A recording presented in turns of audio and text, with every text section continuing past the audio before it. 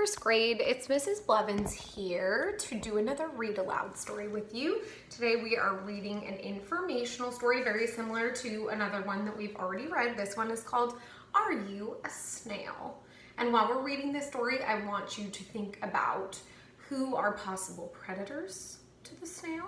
And I want you to think about similarities that you might be hearing and seeing within the story as well. We are going to get started. All right. Are you a snail? If you are, your life began in an egg like one of these.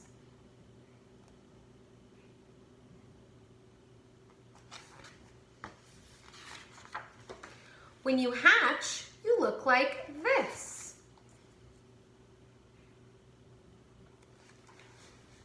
This is your mother. You are much smaller than your mother. You are very, very small, but you will grow. There's the mother snail.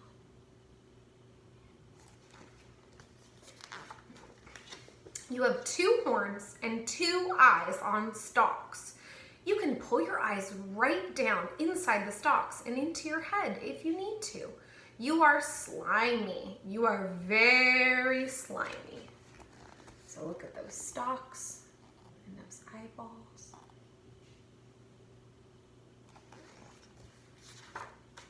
You have a shell with a beautiful pattern on it.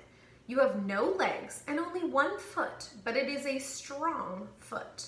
The slime on your strong foot helps you slide along. Whenever you go, you leave a silvery, slimy trail.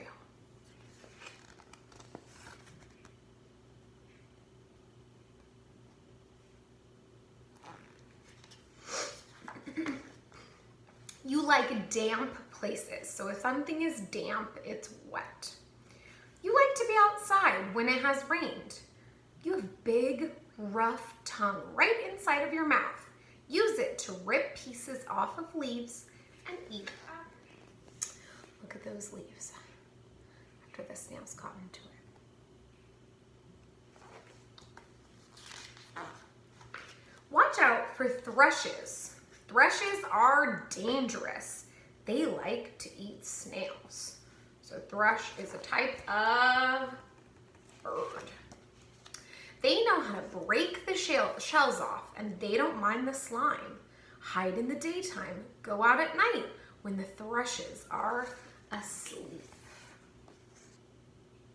So staying away from those thrushes. Look out for foxes. Foxes are dangerous. Hungry foxes eat snails, and they don't mind the slime either. Foxes go out at night, but you can't hide at night because you need to eat sometime. Just be careful.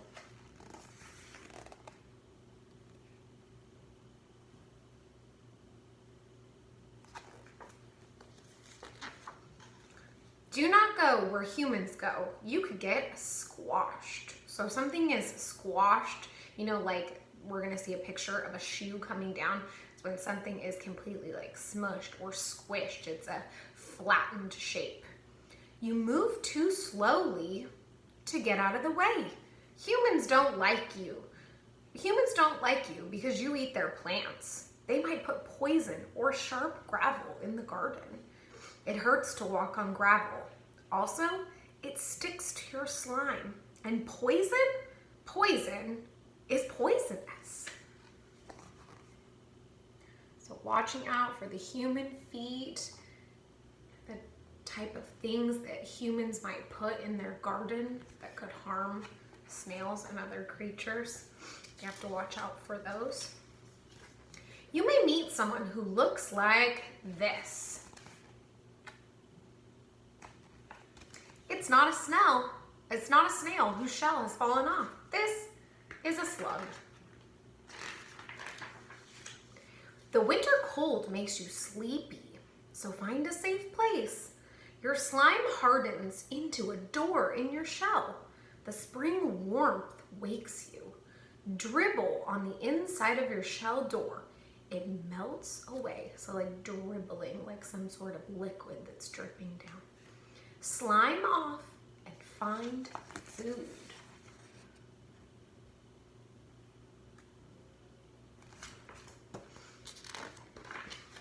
However, if you look a little like this, or this, or this, or this, you are not a snail. You are a human child. And you have no shell on your back, you have no horns, and your eyes are not on stalks. Think back in your brain to what those stalks looked like, that picture of those stalks that we saw earlier in the story. But you can do a lot of things that snails can't do. You are not afraid of thrushes or foxes, and most humans like you. Best of all, you are not in the least bit slimy.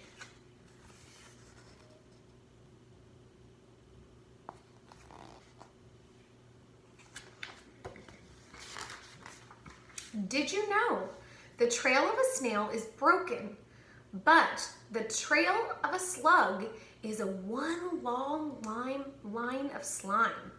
There are 60,000 different kinds of snails. This is a garden snail. So right now it's giving us lots of great facts. But there are other kinds that live in deserts or swamps, in ponds or rivers, or in the sea. The giant African snail can grow very large. The biggest one ever found was almost 16 inches long and weighed 2 pounds. So I want you to think of how long a foot is, which is 12 inches, and the longest one ever was 16, so even bigger than a foot. Snails belong to a family of creatures called gastropods, which means stomach foot. That's kind of silly. So, could you say a snail is a stomach? Or so you could say a snail is a stomach on a foot.